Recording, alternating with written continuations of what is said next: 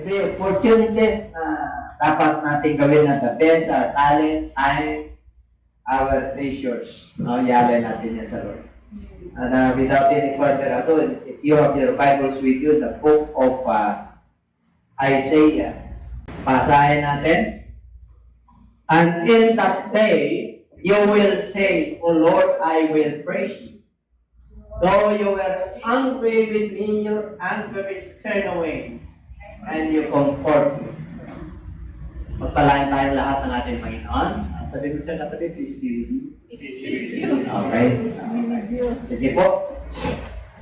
Kayo mga kapunan, medyo masarap po kayo. The staff of the Lord. Thy rod and thy staff be comfort. Okay. Naalala ko yung staff ng Moses man. Yung kanyang tungkod. No? May mga himala ng ating Panginoon.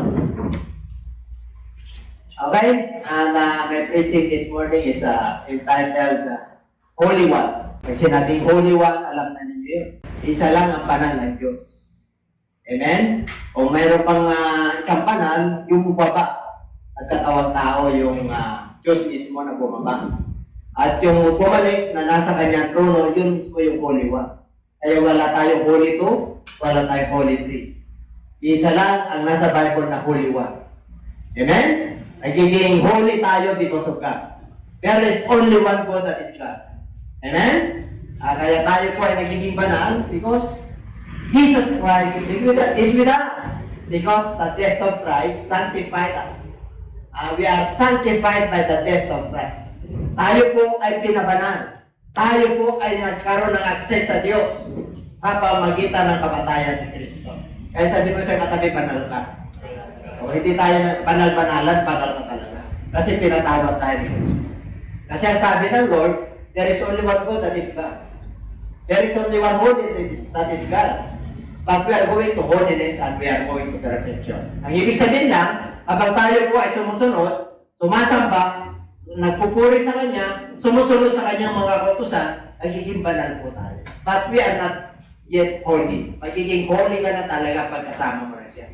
Amen po, pag wala na tayo sa mundo ito. The process of holiness, may process po yan. At the process of righteousness, meron po process yan. Kaya minsan nagkakamali. Kaya yung iba na-expect sila sa atin na talagang banal tayo, na hindi na tayo magkakamali. Magkakamali sa mga desisyon natin. Hindi na tayo magkakamali sa mga minsan nagkakasala. Di mo miwasan yan kasi habang tayo po ay tao, okay, tatandaan po natin, susceptible po tayo sa kasalanan. Pero huwag kang mag-alala. Mas matindi yung espiritu na nasa atin. Kaya natin yan pagwagian. We are more than conquerors. Higit pa tayo sa manlulupi. So, matindi kang warrior. Sabi mo sa katabi, warrior ka. Ang sundalo ay lumalaban. Habang nasusugatan, ay lumalaban. Dapat ang mananampalataya, habang may ubig, lumalakas. Dapat, habang may ubig, hindi siya nawawala ng pag-asa. Habang ang kanyang hininga ay, talagang papugso-bugso na lang dahil sa problema, dahil sa hirap ng buhay. Okay, pero mayroon tayong Diyos na nagbibigay ng buhay. Sabi mo sa katabi, huwag kang mag-alala. Buhay ang Diyos natin. Hindi patay. Kasi yung iba patay ang Diyos nila. Kaya sila patay. Totoo po yun. Physically, buhay. But spiritually, dead. Physically, kagaya natin, buhay. Ang pagkakaiba lang natin, we are physically alive and spiritually alive. Yung iba, physically alive but spiritually dead. Pag wala ka kay Lord, spiritually dead ka. Kaya huwag na kayo magtaka. Amen? Yung iba talaga hindi nila nakakayanan. Meron ding mga mananampalataya na talagang lumalaban. Hindi nila nakakayanan. Pero bumabalik. Bumabalik. Yun ang maganda. Ang mahirap yung hindi na bumabalik. Talagang matras na sa kanyang pananampalataya. Kailan nagpo-forward tayo? Sabi mo sa katabi, magpo-forward tayo, ha? Nandun na yung crown of glory. Nandun na yung ibibigay sa atin ng Lord ng Katimpala. Dito pa lang, nararanasan na po natin yan. Okay? Alapan natin ang Lord. The Holy One. Darating ang araw. Sino nagsabi?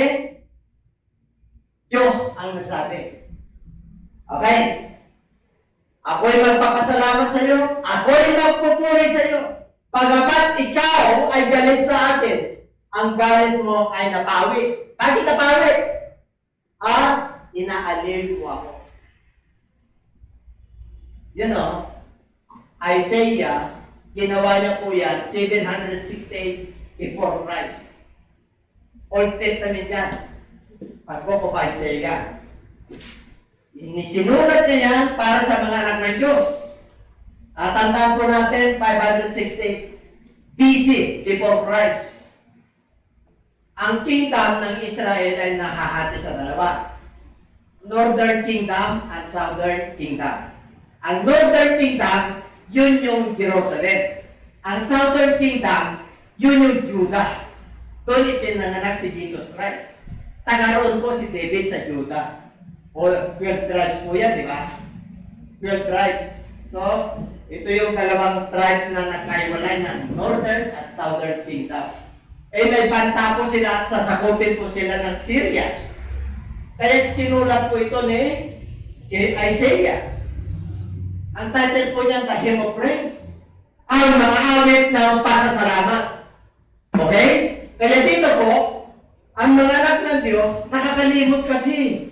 Napakarami silang pagpapala, pero nakakalimutan nila yung utos ng Diyos. The people of God were stubborn. They were high-minded and stiff-necked on their generations. Kaya may law, may batas. Ngayon, ang sabi ni Isaiah sa kanyang prophecy, sa ating kapanahunan, okay, the Old Testament and the New Testament, nahati po yan. Ang Old Testament, the law of Moses and the prophets. Okay, at sa New Testament, the advent of the Lord Jesus Christ. Nandito na po tayo. Kayo ba nakanda na? Okay. Can you say amen for that? Amen. Yung loud amen. Okay. And in that day, this is the day on our generation. The anger of the Lord has no longer with us on our generation. Because of the advent of the Lord Jesus Christ. Because of the coming of His coming. Amen? Kaya yung kanyang galit sa kanila at sa atin, lahat ng mga nilalang ng Diyos ay napawi. Because of the cross. Because of the cross. Because of the death of Christ. Kaya sabi po sa book of Romans chapter 3, verse 23, all have sinned. Lahat ay nagkasala.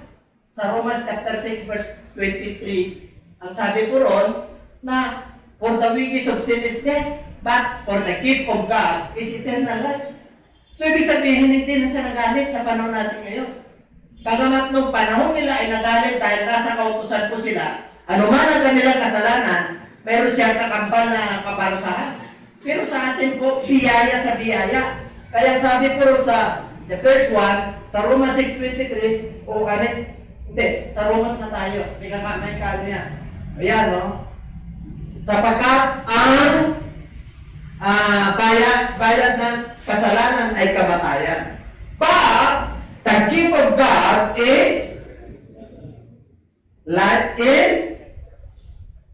So, hindi, napawi na yung galit. Sabi mo sa katabi, napawi na yung galit. O kaya dapat huwag ka na magalit sa kapwa mo. Nandiyan pa ba kayo? Napuputan Diyos sa atin noon. Maging yung kanyang mga sa bayan niya, sa kanyang mga anak, galit pa galit. Amen? Pero dahil po sa Kalbaryo, dahil po sa cross, ayan, meron na tayong regalo. Kaloob ng Diyos, buhay na wala hanggan sa pamagitan ni Kristo. Romans 5:8. Pinakita at pinatunayan ng Diyos na nung tayo'y makasalanan pa, namatay siya para sa atin. But God demonstrated His own love toward us in that while we were still sinners, Christ died for us. Makasalanan pa tayo. Pero pinatunayan ng Diyos sa pamagitan ng kamatayan ni Kristo. Kaya sabi ko, malaya ka na. Hindi malaya gumawa ng masama, ha? Malaya ka na. Dahil pinalaya ka na ng Diyos na maging malaya. Malaya na gumawa ng mabuti. Malaya na sumunod sa kalooban ng Diyos. Malaya na magpuri. Malaya na sumamba. Malaya na kunin ang mga pagpapala at pangako ng Diyos. Sabi mo, malaya ka na. Kaso yung iba, akala nila pag malaya ka na, ay pwede ng malaya gumawa ng kasalanan. Hindi po gano'n. Hindi po gano'n. Ang Diyos natin ay banal. May pagpapala ng gagaling sa Diyos at may pagpapala na galing sa tao at may pagpapala na galing sa mundo ito. Bakit pinagpapala yung iba? Hindi naman sila sa Diyos na tunay. Meron talagang nilikha ng Diyos na mayaman eh. Kasi kung wala tayo mayaman, hindi mo na tayo rito. Wala tayo rito. Hindi napapaba ang Lord. Ang panalo ng Diyos, papagpalain ka niya. Ang pagpapala na tinutuko niya, hindi na material. Kung hindi ka man pinagpala ng material, may kagalakan ka, may kapayapaan ka, may pag-ibig ka, may pag-asa ka. Amen? The fruit of the Holy Spirit nasa iyo. Yun yung tunay na kayamanan. Yun yung eternity. Yun yung buhay na walang hanggan. Yun yung ma-enjoy mo kahit na tamang-tamang dumarating sa iyo, mayaman ka. Mayaman ka sa pag-asa. Mayaman ka sa pag-ibig. Dahil pinalaya ka na ng ating Panginoon. Dati hindi natin naunawaan yung kapwa natin. Pero ngayon, naunawaan mo na. Dati magagalitin tayo. Pagka nagalit siya sa atin, mas nagagalit tayo sa kanya. Mas kumaganti po tayo. Pero ngayon, iba na. Amen? Bakit? Pinalaya ka na ng Diyos eh. Hindi na galit ang Diyos sa iyo. At ang sabi niya pa, and He comfort you sa verse 1, hindi, nawala yung galit, inaaliw ka niya pa. Inaaliw ka niya pa. Amen? Kayo ba, pagka may problema kayo, nararamdaman niyo yung comfort ng Lord? Bakit yung iba malulungkot? Pag magpuri kayo, parang ano lang. Diba, pag magpuri kayo, talagang ano, kasi pinalayan tayo ng Lord. Amen? Hindi pa ba kayo? Kahit na pagod na pagod ka, alam ng Lord na pagod ka, alam ng Lord na may pinagdadaanan ka, alam ng Lord na hirap ka ngayon, alam ng Lord na may hirap kang karamdaman, alam niya. Pero gusto ka niyang palayain, gusto ka niyang pagalingin, gusto ka niyang pagpalain, at yun ay pangako ng Diyos. Makikita mo yung ngiti ng mga kapatiran at pinagpala. Kahit nawala yan, nakangiti. Kahit mayroon niya, nakangiti. Alam niyo kung bakit? Hindi mo halata eh. Ibig sabihin, mayroon o wala, nakangiti. Tingnan mo yung mga yung hapko. Yung hindi pa sa Lord, yung talagang talagang lumalaban. Ngumingiti, pero hirap eh. Hirap talaga. Asap-isap, hirap. Hirap. Tingnan mo nga, kung hirap yung katalin. Alam mo na. Bakit? Inaaliw ka eh. Sabi niya sa verse 1, my hunger has taken away or turned away, and He will comfort you. Siya po yung umaaliw sa atin. Sa verse 2. Sa verse 2 na tayo. Behold! Tingnan nyo! God is my salvation. Bakit naman ako hindi masasaya niya? Bakit siya maging kaligtasan? Doon ako nagtitiwala. Hindi ako matatakot. For Yah. Ang ibig sabihin ng Yah, Jehovah. Yahweh, Adonai. Okay. For God. Yahweh. Jehovah. The Lord is my strength and my soul. He also has become my salvation. Bakit naman hindi ka matutuwa? Siya ang kaligtasan ko. Yung espiritu bumaba. Siya yung lakas ko. Siya yung awit ko. He is my strength and my soul. I will trust in Him. Hindi ako natatakot. Bakit? Ang Diyos mismo nasa akin. Kaya pag nasa akin yung espiritu ng Diyos, ay ang lakas ko. Umaawit ako. Diba? Umuulan na naman. Bakit? Disyembre na naman. May 13 bonus na naman. Dinagdagan pa ng gobyerno, 14 bonus. Di ba? 14 month bonus. Meron? Meron sa military. Meron. Hindi na lang 13 months, sa private po yun. Sa government, may 14 months. Okay? Oo. Kaya yung iba gusto mag-government employee. Bakit? Ang dami benepisyo. May biro mo, hindi kasi sarya, 90 days, 120 days ang sick leave mo. Dati 30 days lang. Ngayon 120 days. Kaya yung iba gusto nila mga anak. Bakit? 120 days, nakapayat yun. Ay, hindi mo pala, pinagpapala ka na. Tapos nakasimangot pa. Samantalang dito, ay kilala ko na yung kaligtasan ko ang Diyos.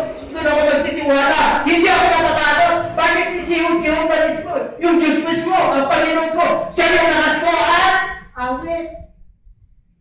And He also has become my salvation.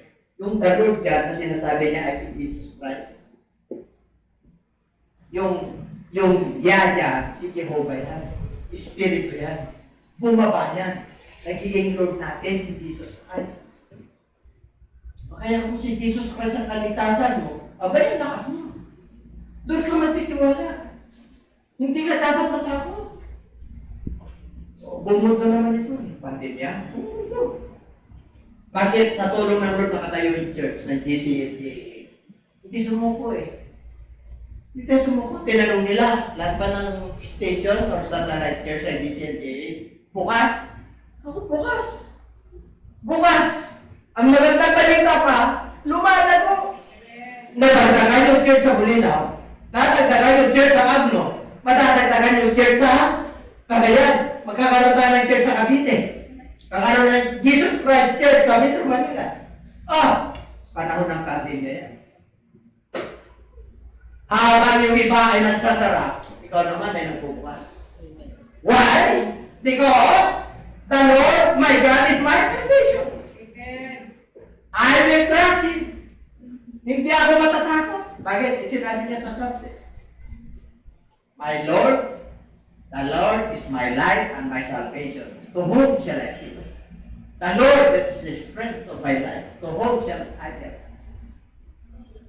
Saan ako matatakot?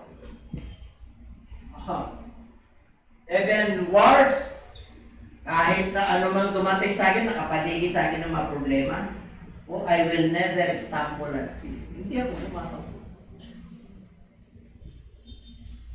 You know why?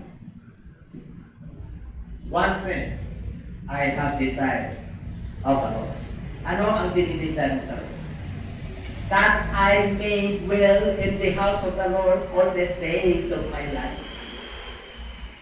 Na ako mismo, yung templo ng Diyos, dapat ang Espiritu ng Lord nandito sa templo na to. On our generations, did you not know that your body is a temple of the living God? Kaya yung iba nanghihina. Bakit? Yung kanilang pananampalataya nagdi-decrease. Nagkaroon lang ng pandemya, pinipiklak ng mundo ito. Para yung mga tao, tipinuto. Yung mga mananampalataya, dapat nagising Amen? Ano na to? This is the opportunity to every believer. Alam nyo, sa iba, hindi opportunity, pero sa atin, God opened up the windows and avenues of opportunities. Kaya pa kayo malugod. Yung iba nga, nawala ng trabaho, nagkaroon ng negosyo. Diyan pa ba kayo? Oo. Hey, alam mo, pagka ito sumasayo, hindi ka niya pababayan, pangako niya yan.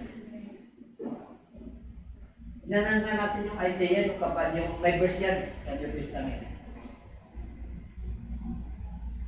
Ano yun? Yung verse sa New Testament, ano yun? With joy. Hindi, meron tayong type mo ba yun? O yan. Saan ba tayo dapat hindi matakot? Pagbasa?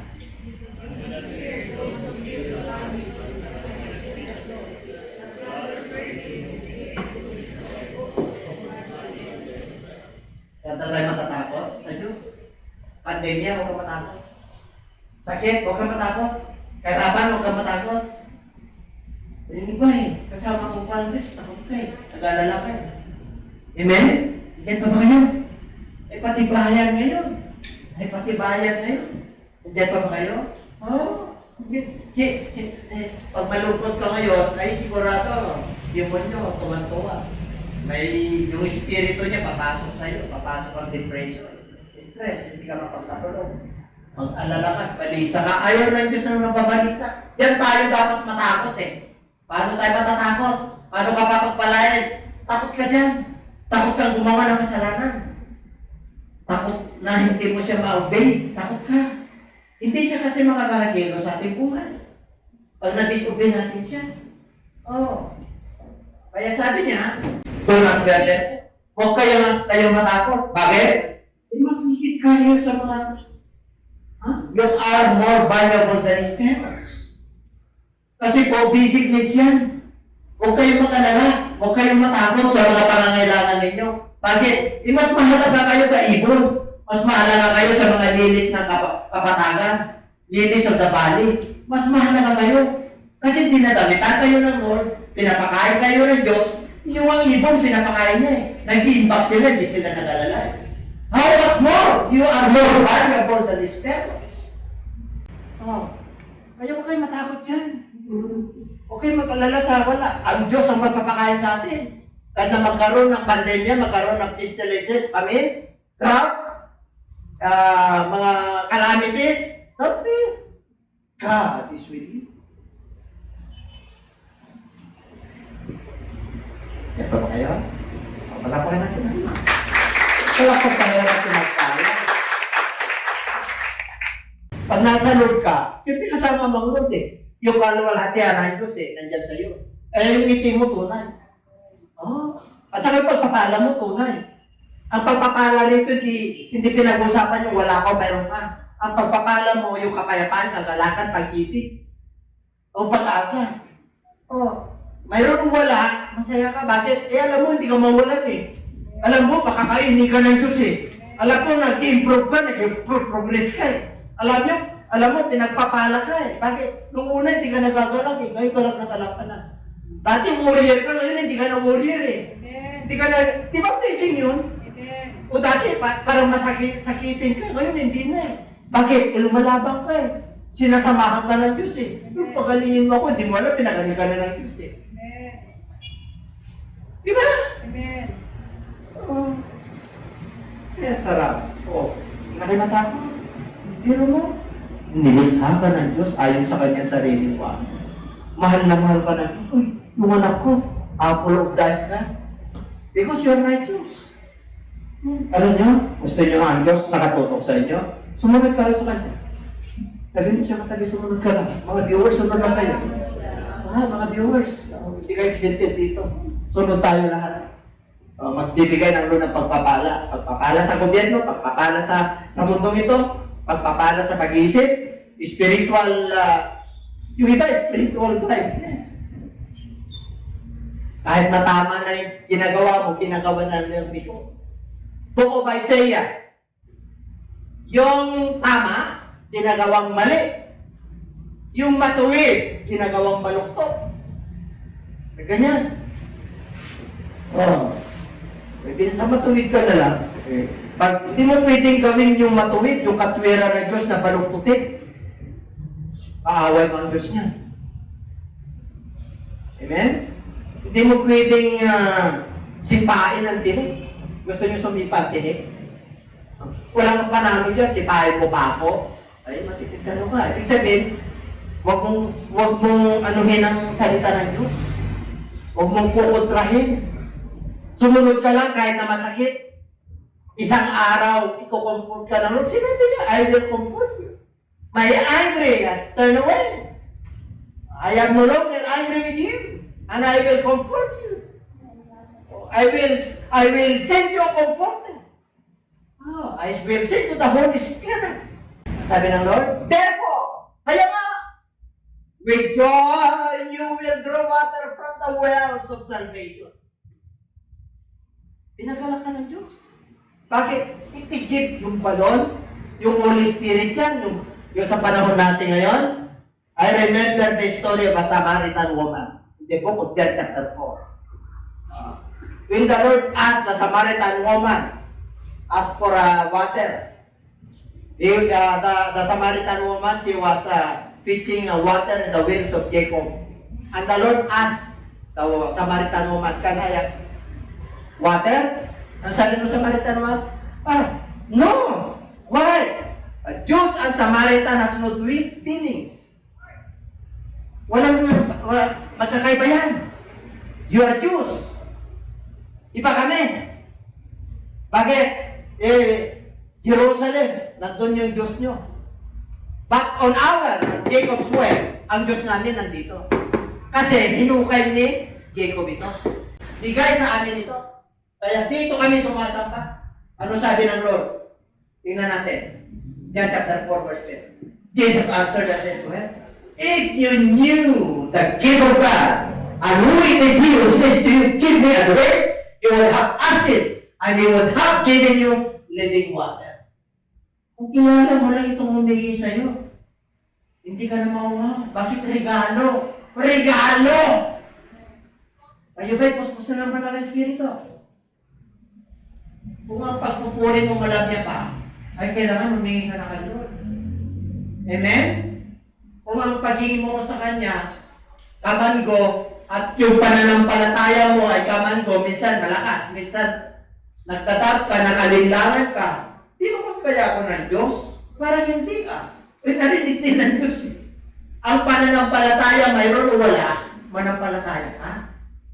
But whoever drinks of the water that I shall give him will never thirst. But the water that I shall give him will become in him a fountain of water springing up into everlasting life. Ibigay mo sa kanya yung bukal na tubig. Pag sinabing bukal na tubig, yung spring, hindi naubusan yan. Pag may banal na espiritu ka, lagi kang malakas. Hindi ka maubusan. Ano ang hindi ka maubusan? Hindi ka maubusan ng pananampalataya. Hindi ka maubusan ng pag-asa. Hindi ka maubusan ng pag-ibig. Lalong nadadagdagan yan. Umiinit. Hallelujah! Pag sumusunod ka, nakikita mo yung liwanag. Nakikita mo, natatama mo yung mga pagpapala ng Diyos. Yung pananampalataya, salita ng Diyos, nandiyan. Hallelujah! Praise the Lord! Sige pa, Pastor! Hey, Pastor! Praise it! Praise it!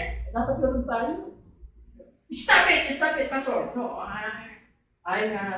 natatamaan ako dyan. It's hard. It's great. Oh, my goodness. Oh, I did that. Sa susunod, din ako magsimba.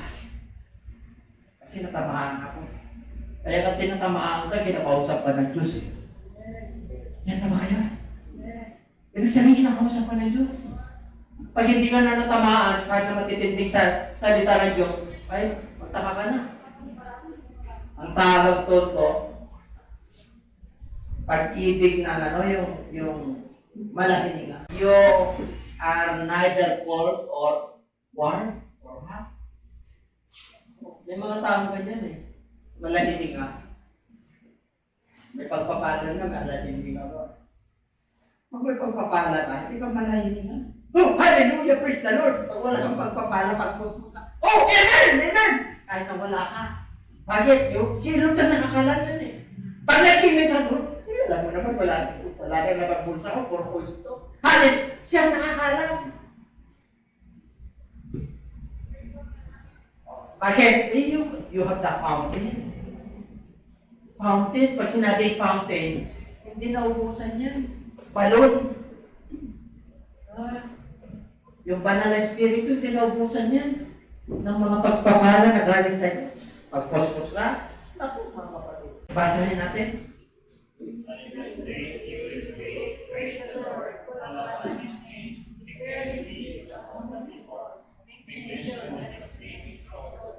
Sa verse 1, anin that day, galit ang Diyos. Pero nawalang galit niya sa verse 1. Sa verse 2, sa verse 1, kinukomfort na tayo. Ngayon sa verse 2, siya na yung kaligtasan natin, siya na yung strength natin, kasi kilala na natin siya. Siya nagligtas sa atin eh. Sa verse 3, yung living water, yung Holy Spirit, bigay sa atin. Verse 4. Kaya nga, purihin ko na siya. Pasalamatan ko na siya. Bakit? Yung pagkatawad ko sa pangalan niya, I have my access to it. Nandun na yung susi. Pag tinawag ko yung Yeshua, Jesus Christ, ay lumalakas ako. Bakit? Call His name. Declare His deeds among the peoples, make mention that His name is exalted. Dapat i-declare natin, napakabuti ang Diyos. Dapat ganun. Nagpapagaling ang Diyos. O saan natin makikita yan? Sa New Testament. Matthew 20:19. Gospel lang. Gospel. Go therefore, make disciples, all nations, baptizing them in the name of the Father and of the Son and of the Holy Spirit. Pakibasa?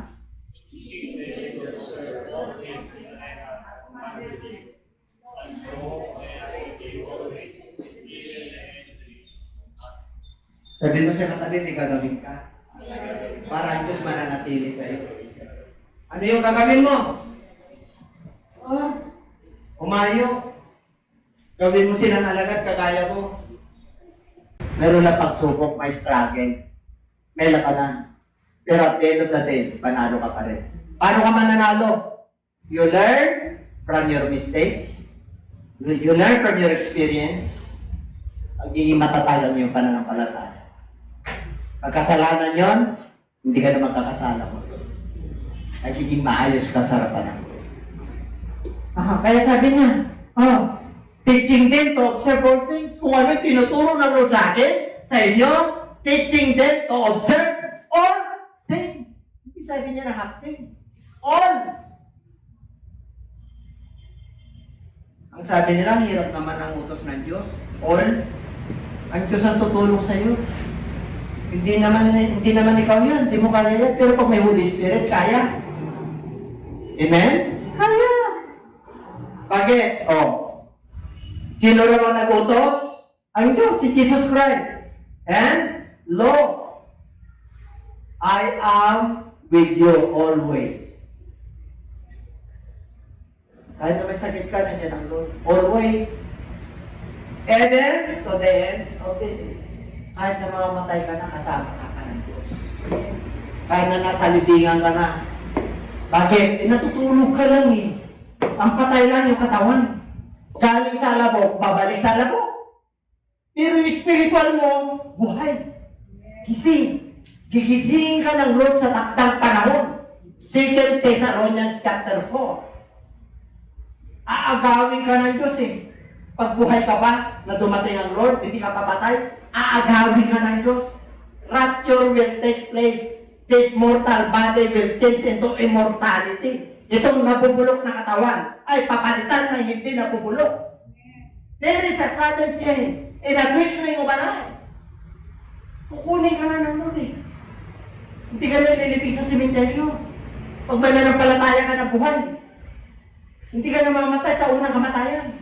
Maging sa pangalawang kamatayan, hindi ka mamatay. Grabe ang pangako ng Diyos.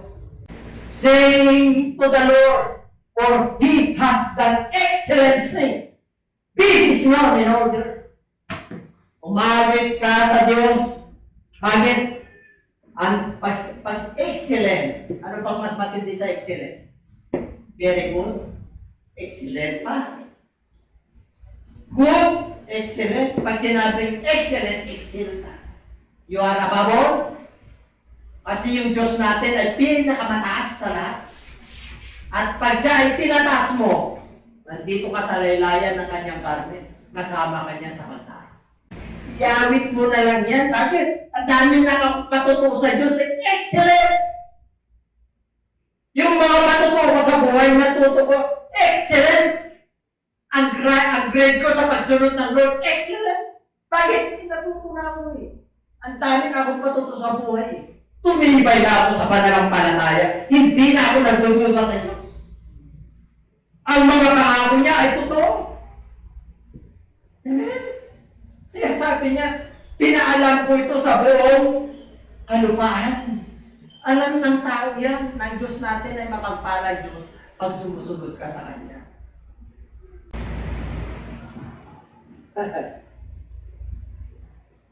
Diba? Tingnan mo sa New Testament. Basahin nga natin.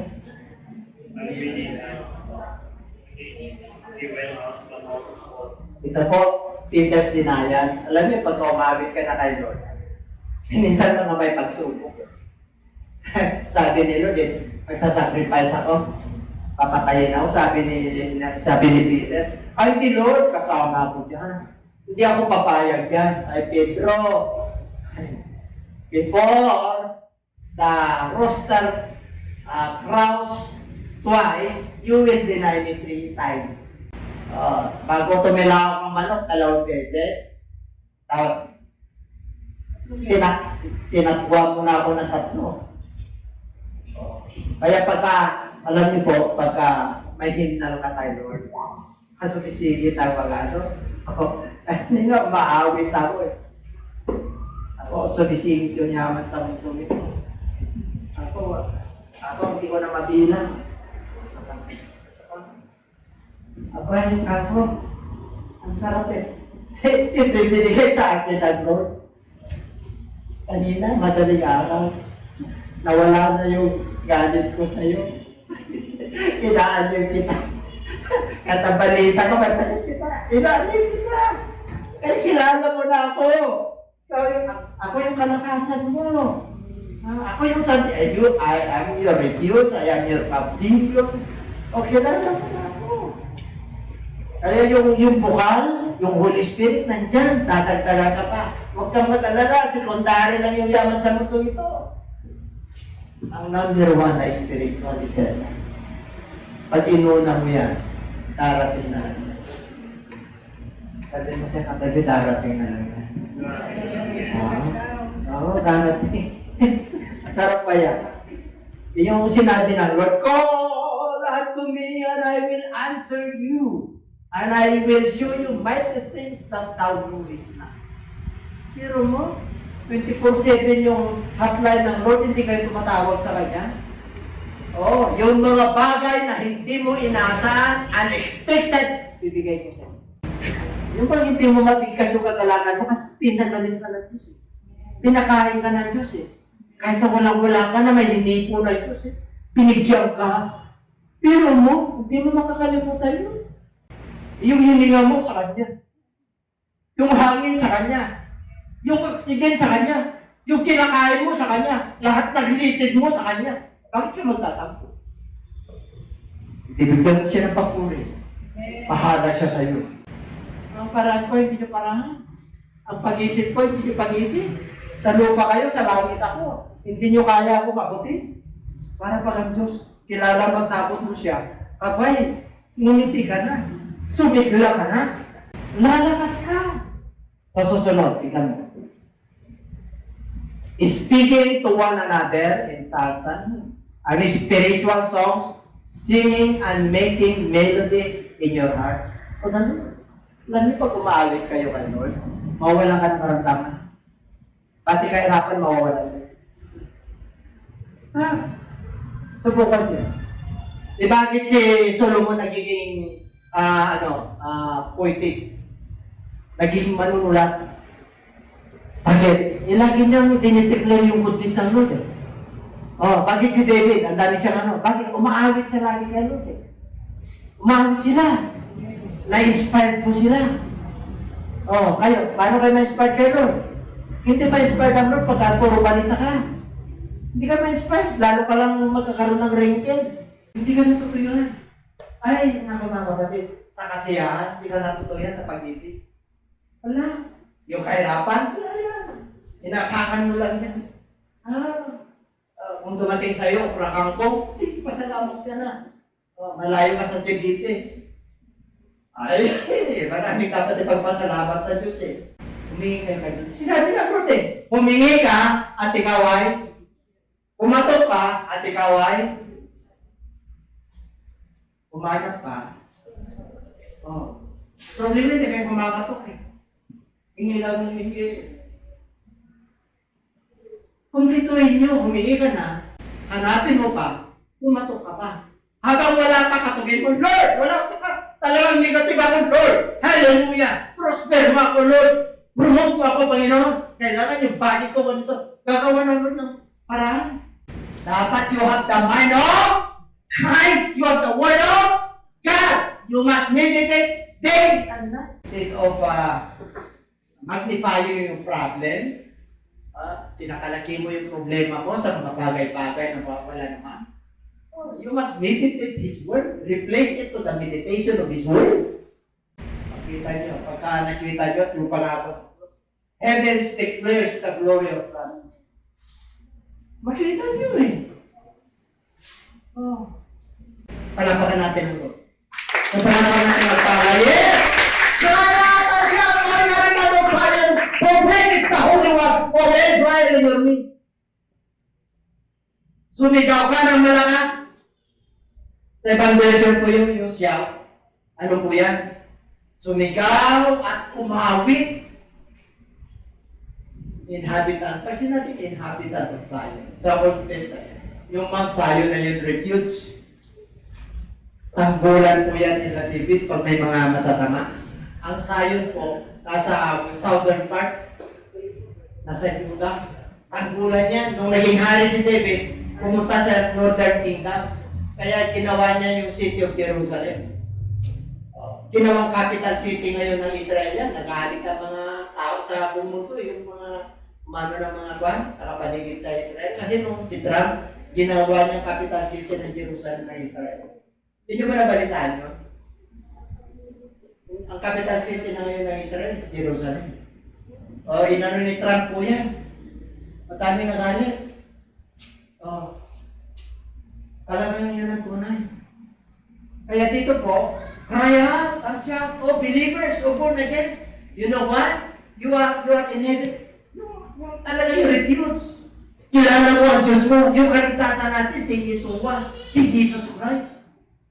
Pag tayo nalulumbay, nalulungkot, mayroon tayong takbuhan, mayroon tayong takbulan, may Word of God, may Holy Spirit, may preacher, may mga word na nagpipray. May church na kinabibilangan ka. Walang puwang sa'yo na manghina. Manghina ka man pansamantala lang. Ma-discourage ka pansamantala lang. Pero tumatayo ka. Yung iba, discourage yun, wala na talaga, napay-pay na talaga. Kahit nasabihin ng Platon leader, handa! Handa! Pag sinabing handa, diba? Bakit? Hindi na naman. Training nyo yun eh. Ganun din tayo, sundalo tayo. Habang nasusugatan ng pandemya, habang nasusugatan ng kahirapan, karamdaman, nakakaroon ng emotional problem, nakakaroon ng problema sa pamilya, sa relationship, dahil kang magdidikit sa Diyos. Ano sabi ni King David? I must encourage myself. Walang mag-encourage sa'yo, pinatulutan ng Diyos. Ang Diyos mismo tinitingnan ka, akala mo hindi ka encourage. Tulungan mo yung sarili mo na tumayo. Tingnan mo isang araw na matayo mo. Hindi lumalaban yung iba eh. Sinabi ng Lord, may labanan sa mundo ito. In this world there is tribulation, but be of good cheer. I overcome the world. Sinabi ng Lord eh. Bakit? Kilala mo, great. Who is the great? The Holy One.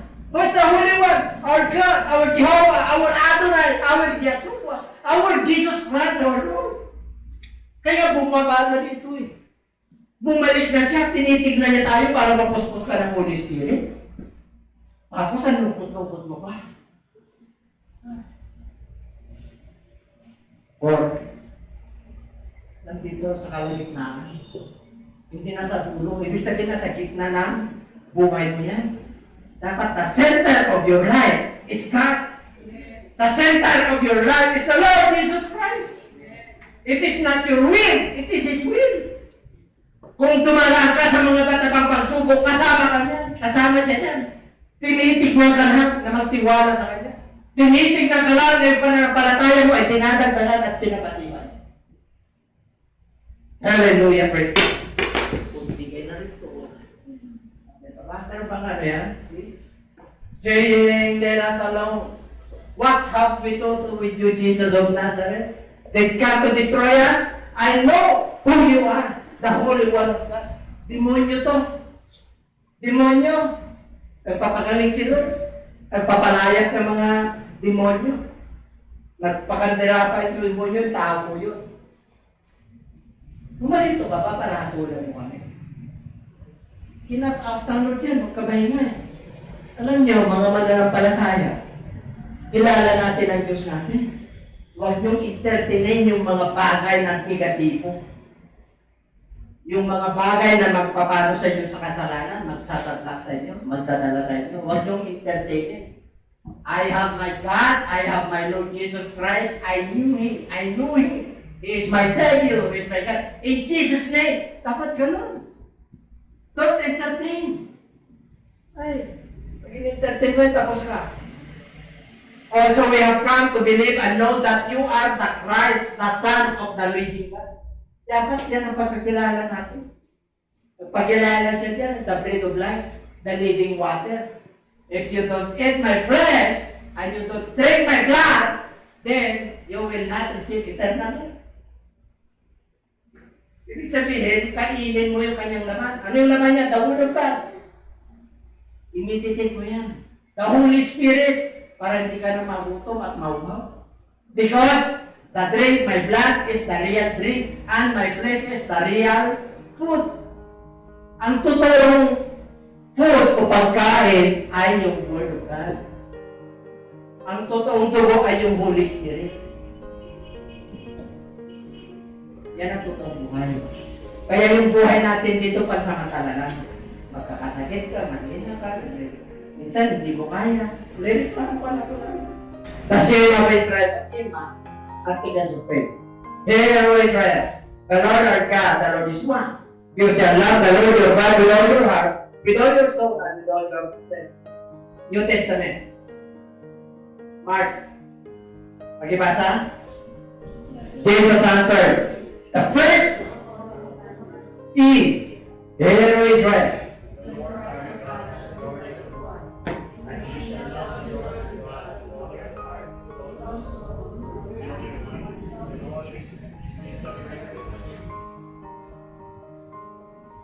pag yan ang nasa puso at isip natin, tin-apply natin, titindigan yung pananampalataya. Papagpalain ka. Hindi man. Maaaring tama-tama lang pera. Pero sa lahat ng areas ng buhay, i-bless ka. Pangako ng vision. John chapter 10 verse 10 pala doon. I have come that we might have life.